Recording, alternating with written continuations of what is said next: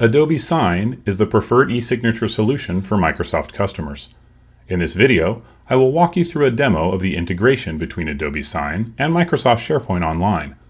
The example we'll be going through is the process of sending a supplier agreement from a SharePoint document library to a vendor for signature.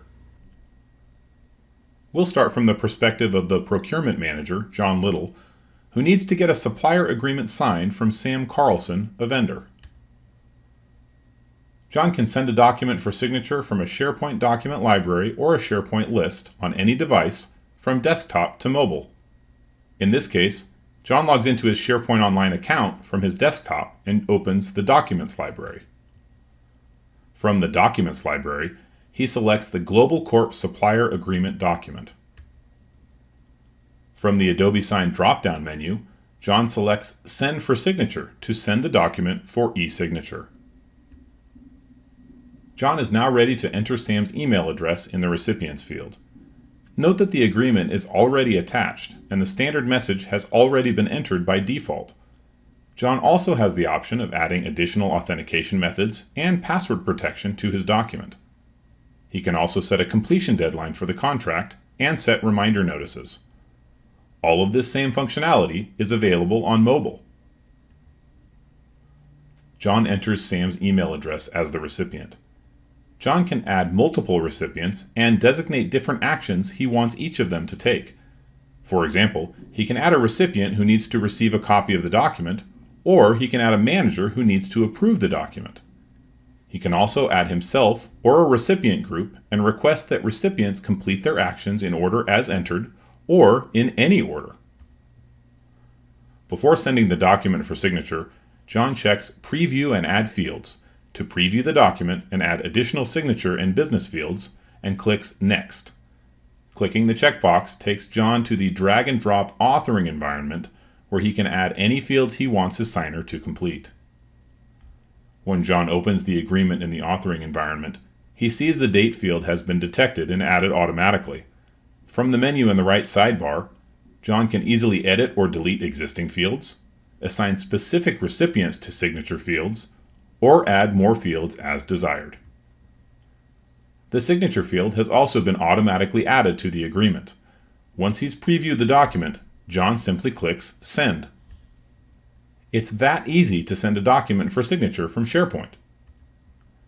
John can track the agreement status right in his SharePoint folder or list. From his Documents library, John selects Agreement Status to view the status of the agreement. In this case, he can see his agreement is out for signature. Now, let's take a look at what the signer, Sam Carlson, receives on his end. Sam receives a new email from John Little. He opens the email and clicks the link to review and sign the document. He'll be guided through the process step by step. Sam doesn't need Adobe Sign installed on his computer or mobile device in order to open, review, and sign the document.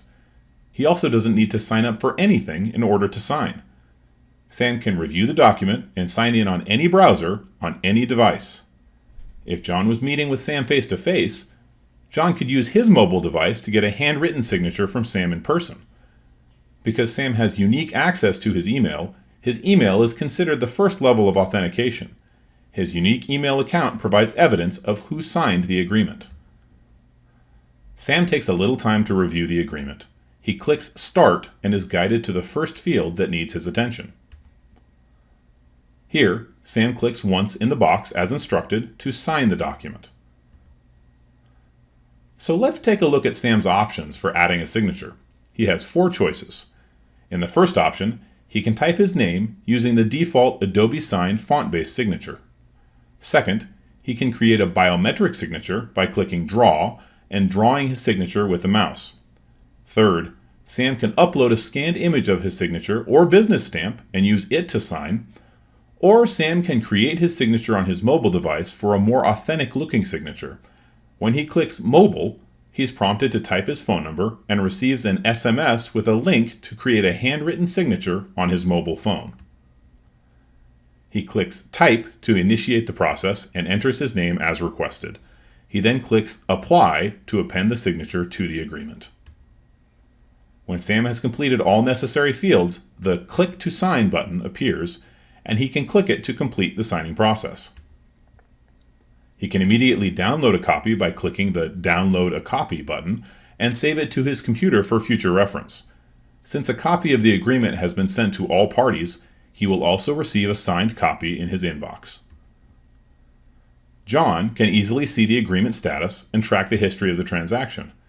He'll be able to see if the agreement has been signed, if it's still waiting for a signature, or even if it's been declined. Within SharePoint, John clicks the name of the document and selects Agreement Status. Since Sam signed the agreement, the status has changed to Signed. All signed documents and audit trails are securely stored in a configurable Signed Agreements directory. From the Documents library, John selects the Signed Agreements directory. He then clicks the agreement to open a SharePoint preview of the agreement's audit trail in his browser window. Alternatively, John can open the audit trail document to review a detailed history of events of the transaction. He can also view a signed copy of the agreement in his browser window. He views the agreement and verifies the signature. The documents are certified with a tamper evidence seal. The blue ribbon at the top of the agreement certifies the document has not been tampered with. This final document, with its tamper evidence seal, combined with the audit trail that logs every step of the document history, provide legal proof of signing.